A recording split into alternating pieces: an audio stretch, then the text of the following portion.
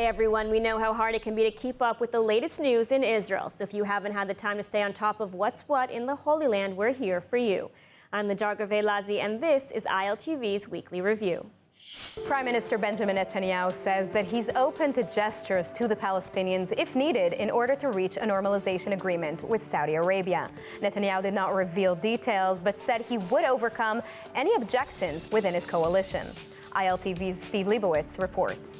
In an interview with Bloomberg, Prime Minister Netanyahu says he's willing to make concessions to the Palestinians if needed to reach a normalization agreement with Saudi Arabia, and insisted he will not allow any coalition members to interfere. My sense is we're going to realize that despite whether we have formal peace or not. But do you have to give concessions? So we understand Probably. Saudi Arabia. Some, but so I think, what would you give? Would you limit, for example, Jewish settlements in the West Bank? Again, you have a good penchant as a good journalist to try to eke out from me my negotiation stance, and of course you're not going to succeed, but you could keep on trying. Washington is seeking to advance an Israeli-Saudi normalization deal because of its perceived benefits to U.S. national security, to counter advances in the region by Iran and China. Such a deal would reportedly include a massive Saudi aid package to the Palestinians. Do I think it's feasible to have that? And do I think that political questions will block it? I doubt it. If there's political will, there'll be a political way to achieve normalization and a formal peace between Israel and Saudi Arabia. In what may prove to be an embarrassing remark for the Saudis, Netanyahu indicated that behind the scenes, the Palestinians are a non-issue. I think there's enough room to discuss possibilities. I don't think, I think the Palestinian thing is brought in all the time. It was always brought in, and it's sort of a checkbox. You know, you have to check it to say that you're doing it. Is that what is being said in corridors? Is that what is being said in discreet negotiations? I don't know. You tell me. What's being said? The answer is a lot less than you think. And as Israel continues to face security challenges today, it also faces unprecedented social, political, and demographic challenges, as well as challenges with its relationship with diaspora Jewry.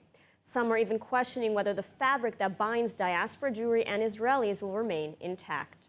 And so joining me now in the studio to discuss is veteran statesman, historian, politician, and author Michael Oren, who has set out his vision for Israel over the next 25 years in his latest book, 2048, The Rejuvenated State. Ambassador Oren, thank you so much for joining us. Good to be with you, Ladar. Thank you. So you've served as Israel's ambassador to the United States, as a member of Knesset, as an esteemed member of the academic community. You know, you've seen it all from different angles. What will it take for Israel to overcome the challenges before it? And, you know, what will Israel look like in 2048? Well, first of all, we won't be able to overcome any of the challenges if we understand them and face up to them. Ignoring them is not to make them go away. You know, you mentioned this book that just came out. It's called Israel 2048, The Rejuvenated State.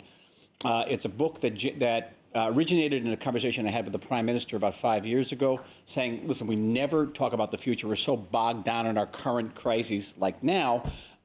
We really don't think about tomorrow, much less about 25 years from now, our 100th birthday in 2048. We have to start thinking about it now. And it's interesting, when I sat down to write the book, I wrote a chapter about the need to reform the judicial system, the Supreme Court, in a way that was very measured, the way judges are chosen, the scope of the Supreme Court, many of the issues that we're dealing with now, but in a way that also preserved the checks on government. And if we had addressed that issue 3-4 years ago in a serious way, maybe we wouldn't be in the mess we're in right now. And so the book deals with some very serious challenges with the Bedouin communities, with the ultra-Orthodox communities in this country and the challenges that they pose, but also in Israel-diaspora relations. This year I'll be embarking on a number of trips for the Jewish National Fund and talking to diaspora Jewish communities in the United States and elsewhere about ways in which we can talk openly about the issues that divide us and how we can overcome them. And one of the biggest issues I can identify is, okay, Israel defines ourselves. We define ourselves as the nation state of the Jewish people.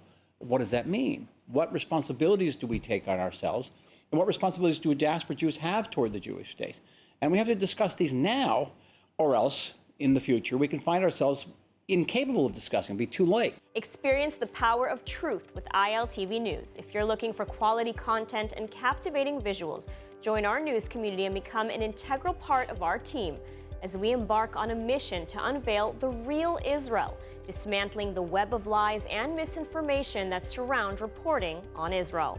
By subscribing to ILTV News, you will not only have access to the latest updates, but you will also amplify our message, creating a ripple effect that carries the truth far and wide.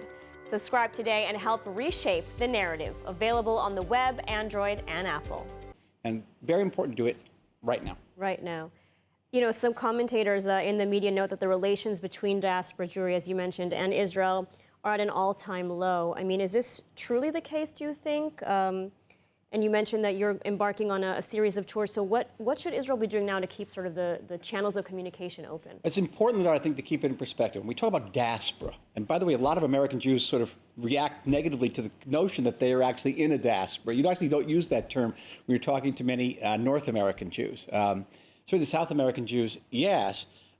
If you go to Europe, if you go to South America, you go to South Africa or Australia, you don't have that type of tension between Israel and these communities the way you have certainly in the United States of America, where you have a much broader spectrum of opinions in that community and a much bigger Jewish community.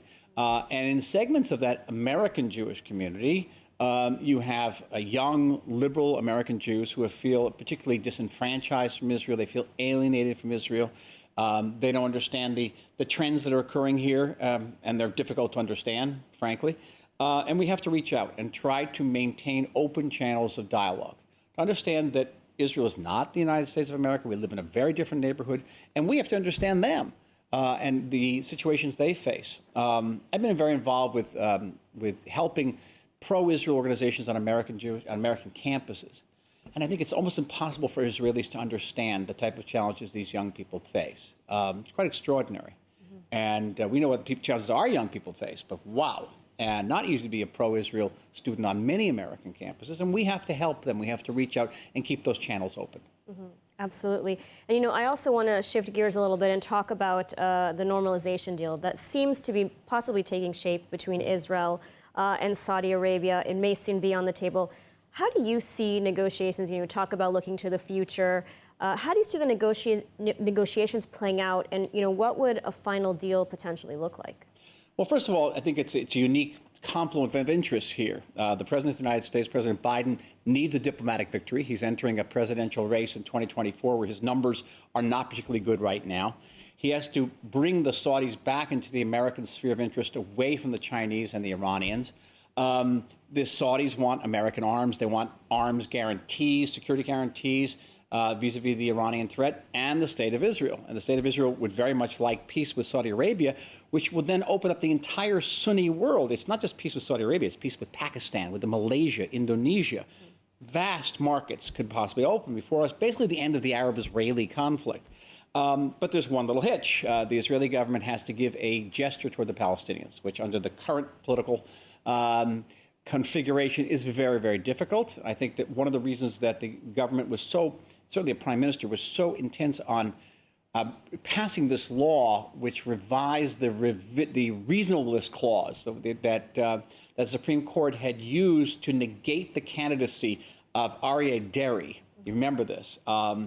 Was that the Prime Minister wants to bring Aryeh Deri back into the cabinet. And Aryeh Deri, everyone's very focused on his criminal background, but he also has a diplomatic background. He's very moderate. He had supported the Oslo Accords back in the 1990s. So I think the Prime Minister wants Deri in the cabinet to counterbalance some of the very radical right-wingers in that government. I think he very much wants, Benjamin Netanyahu wants to give that gesture to the Saudis